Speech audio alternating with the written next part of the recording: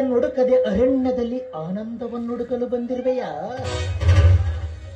ಬನ್ನಿ ನಾಗರಾಜ್, ಕಾಡಿಗೆ ಕಟ್ಟಿಗೆ ಕಡಿಯಲು ಹೊರಟಿದ್ದೆ. ಅಷ್ಟರಲ್ಲಿ ಇವರು ಬಂದ ಕಾರಣ ನಿಲ್ಲಬೇಕಾಯಿತು.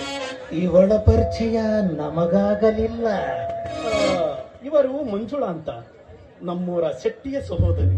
ಸಂತೋಷ, ಬಹಳ ಸಂತೋಷ. ಶೆಟ್ಟಿಯವರಿಗೆ ಇಂತಹ ಸುಂದರವಾದ ಸಹೋದರಿಯೊಬ್ಬಳಿದ್ದಳೆಂಬುದು ನಮಗೆ ಗೊತ್ತೇ ಇರಲಿಲ್ಲ. ಇಷ್ಟು ದಿನ ಪಟ್ಟಣದಲ್ಲಿ ಪದವಿಯಲ್ಲಿ ಅಭ್ಯಾಸ ಮಾಡ್ತಾ ಇದ್ದಳು. ಮೊನ್ನೆ ತಾನೇ ಅಭ್ಯಾಸ ಮುಗಿಸಿಕೊಂಡು ಹಿಂದಿರುಗಿದ್ದಾಳೆ. ಇರಲಿ ನಾಗರಾಜ್, ತಾವೇಕೋ ಈ ಅರಣ್ಯದ ಕಡೆ ಬಂದಿರುವಿರಲ್ಲ? ಮನೆಯ ಕೆಲಸದಲ್ಲಿ ಮನಕ್ಕೆ ಬೇಜಾರಾಯಿತು. ಅದಕ್ಕಾಗಿ ಈ ಅನುಪಮದ ಅರಣ್ಯಕ್ಕೆ ಬೇಟೆಯಾಡಲು ಬರಬೇಕಾಯಿತು. ಸರಿ ನಾಗರಾಜ್, ನನಗೆ ಕಾಡಿಗೆ ಹೋಗಿ ಕಟ್ಟಿಗೆ ಕಡಿದುಕೊಂಡು ಬರಲು ಹೊತ್ತಾಗುತ್ತದೆ. ನಾನೇನು ಬರ್ತೀನಿ. ಹೋಗಬಹುದು. ಮಂಜುಳಾ, ನಾನೇನು ಬರ್ತೀನಿ. ಬಾಯ್. ಮತ್ತೆ ನಾಳೆ ಭೇಟಿಯಾಗಿ. ಆದಷ್ಟು ಬೇಗನೆ ಬಂದ್ಬಿಡಿ. ಬಾಯ್.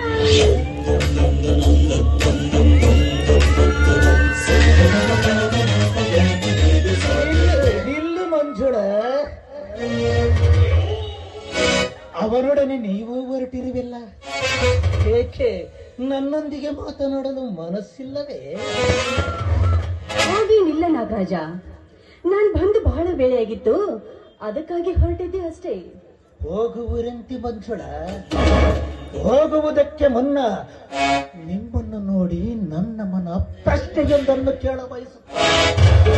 ನೀವು ತಪ್ಪು ತಿಳಿಯದಿದ್ದರೆ ನಿಸ್ಸಂಕೋಚವಾಗಿ ಕೇಳಬಹುದು. ಮುಗ್ಧ ಕೋಗಿಲೆಯ ಮರಿಯು ಕಾಗೆಯ ಗೂಡು ಸೇರಿದರೂ ಅದು ಅದರಿಂದ ಕೊನೆಯವರೆಗೆ ಅಲ್ಲಿಯೇ ಉಳಿಯಲಾದೀತೆ? ಇಲ್ಲ, ಕಾಗೆಗೆ ನಿಜಾಂಶ ತಿಳಿದು ಕೂಡಲೇ ಅದನ್ನ ತನ್ನ ಗೂಡಿನಿಂದ ಹೊರ ಹಾಕುತ್ತದೆ.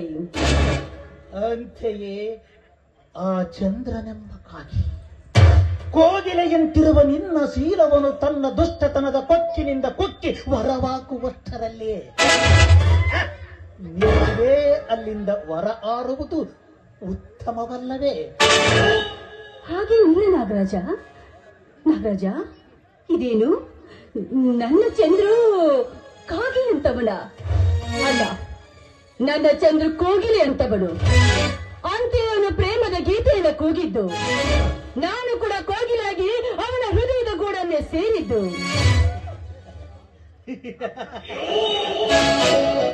ಮಂಜುಳ, ನೀನೆಷ್ಟೇ ವಿದ್ಯೆ ಕಲಿತರೂ ಬುದ್ಧಿ ಇಲ್ಲ ನೋಡು ನಿನಗೆ. ಆ ಚಂದ್ರು ನೋಡಲು ಕೋಗಿಲೆಯ ತರವಿರಬಹುದು, ಆದರೆ ಅವನ ಕೆಟ್ಟ ಗುಣ ಕಾಗೆಯ ಸ್ವರದಷ್ಟೇ ವಿಕಾರ. ನಾನೇ ನನ್ನ ಕಣ್ಣಾರೆ ಅವನ ಕೆಟ್ಟ ಕೃತ್ಯಗಳನ್ನು ಅದೆಷ್ಟು ಬಾರಿ ಕಂಡಿದ್ದೇನೋ. ಇಲ್ಲ ಇಲ್ಲ, ನನ್ನ ಚಂದ್ರು ಬಿಳಿ ಹಾಲಿನಷ್ಟೇ ಪರಿಶುದ್ಧ ಅವನು. ಮಂಜುಳ, ಬೆಳ್ಳಗಿರುವುದನ್ನೆಲ್ಲ ಹಾಲು ಎಂದು ನಂಬುತ್ತಾ ಹೋದರೆ ಬೆಳಗಾಗುವುದಷ್ಟರಲ್ಲಿಯೇ ಈ ನಿನ್ನ ಸೌಂದರ್ಯದ ಸಿರಿ ಸೂರ್ಯೋದಿತು. ಎಚ್ಚರಿಕೆ! ಬಂಗಾರದಲ್ಲಿ ಕಸರುಂಟೆ, ಬಡವರಲ್ಲಿ ಮೋಸ ಉಂಟೆ. ಮೋಸ ವಂಚನೆ ಎಂಬುದು ಶ್ರೀಮಂತರ ಗುತ್ತಿಗೆ ಏನಲ್ಲ. ನೋಡಿ, ನಾನೇನು ಇದ್ದ ವಿಷಯವನ್ನೇ ಹೇಳಿ ತಿಳಿಸಿದ್ದೇನೆ. ಇದರ ಮೇಲೆ ನಿಮ್ಮಿಷ್ಟ. ಬೇಕಾದರೆ ಸಾಕ್ಷ್ಯಗಳನ್ನು ಕೂಡ ಒದಗಿಸಬಲ್ಲೆ. ಸಾಧ್ಯವೇ ಇಲ್ಲ. ನನ್ನ ಚಂದ್ರನಷ್ಟೇ ನಿರ್ಮಲ. ಆ ನಿರ್ಮಲ ಚಂದ್ರನಲ್ಲಿಯೂ ಕೂಡ ಕಪ್ಪು ಕಲೆಗಳಿವೆ ಎಂಬುದನ್ನು ಅರಿಯಲಾರೆಯೇ ಮಂಜುಳ? ನೀವೇನು ಹೇಳಿದ್ರು ನಾನು ಈ ವಿಷಯನ ನಂಬಲಾರೆ. ನೀವು ನಂಬಿದರೆ ನನಗಾಗುವ ಲಾಭವೂ ಇಲ್ಲ, ನಂಬದಿದ್ದರೆ ನನಗಾಗುವ ನಷ್ಟವಿಲ್ಲ. ಏನೋ ಮುಗ್ಧ ಮನದ ವಿದ್ಯಾವಂತೆಯೊಬ್ಬಳು ಮೋಸ ಹೋಗಬಾರದೆಂದು ಇದ್ದ ವಿಷಯವನ್ನು ತಿಳಿಸಿದ್ದೇನೆ. ಇದರ ಮೇಲೆ ನಿಮ್ಮಿಷ್ಟ. ಕ್ಷಮಿಸಿ ಚಂದ್ರು, ಯಾಕೋ ನನ್ನ ತಲೆ ತುಂಬಾ ಬಿಸಿ ಆಗ್ತಾ ಇದೆ. ನೋಡಿ, ನಾನು ಮನೆಗೆ ಹೋಗ್ಬೇ, ನೀವು ಬಂದ್ರ? ಬರಲಾಗುವುದಿಲ್ಲ.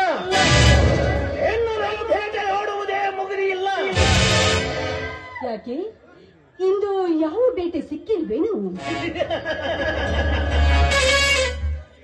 ಎಂದು ಇಲ್ಲಿಯ ಸಮೀಪದಲ್ಲಿ ಸುಂದರವಾದ ಜಿಂಕೆಯನ್ನು ಕಂಡೆ. ಆ ಜಿಂಕೆಯನ್ನು ಕಂಡು ಕೋವಿಯನ್ನು ಕೈಗೆತ್ತಿಕೊಂಡು ಗುರಿಯಿಟ್ಟು ಗುಂಡಾರಿಸುವಷ್ಟರಲ್ಲಿ ಆ ಜಿಂಕೆ ತಿರುಕನೊಬ್ಬನ ಮುರುಕು ಬಾಣಕ್ಕೆ ಸಿಲುಕಿತು. ಅದನ್ನು ಬಿಡಿಸಿ ಉಪಚರಿಸಿ ಹಾಕಿದ್ದೇನೆ. ನೋಡೋಣ, ಬದುಕಿದ್ದರೆ ಅದರೊಂದಿಗೆ ಚಿನ್ನಾಟ, ಸತ್ತರೆ ಅದರ ದೇಹದ ಮಾರಾಟ. ಸರಿ, ನೀವು ಉಪಚರಿಸಿ, ನಾನು ಬರಬಹುದು. ಬಾಯ್.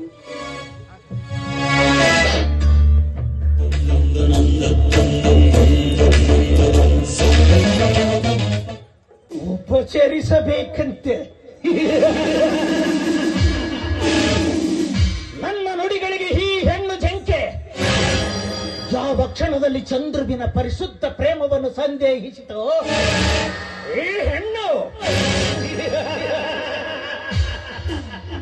ನನ್ನ ಬರುಳು ಮೋತಿಗೆ ಉಪಚಾರ ಪಟ್ಟಂತೆ.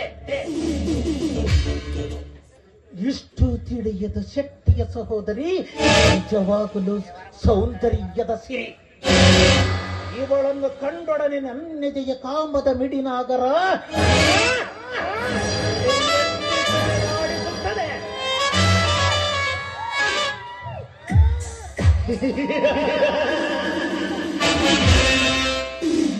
ನಾನು ಮನಸ್ಸು ಮಾಡಿದರೆ ಇಂದ್ರನ ಅಮರಾವತಿಯ ಅರಗಿಣಿಯರಾದ ಊರ್ವಶಿ ಕೇಳಿಕೆಯರೆ ಬಂದು ನಾಟ್ಯ ಮಾಡುತ್ತಿರುವಾಗ ಕೊಚ್ಚಿದ ಈ ಮತಿ ಇಲ್ಲದ ಹೆಣ್ಣು ನನ್ನ ಕೋವಿಯ ಗುರಿಗೆ ಸಿಲುಕಲಾರಳೆ.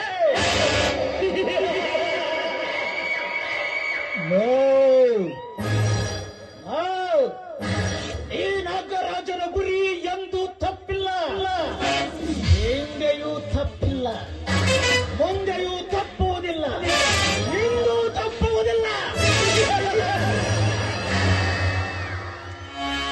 ನನ್ನ ಕೋವಿಯ ಗುರಿಗೆ ಸಿಲುಕಲಿರುವ ಈ ಹೆಣ್ಣು ಹಕ್ಕಿ ನಿನ್ನ ತೋಳು ತೆಕ್ಕೆಯನ್ನು ಕಂಡು ನನ್ನ ರೆಕ್ಕೆಯಲ್ಲಿ ಸಿಕ್ಕಿ ಹಾಕಲೇಬೇಕು. ಆಗಲೇ ಈ ನಾಗರಾಜನಿಗೆ ಮನಸ್ಸಾಂತ.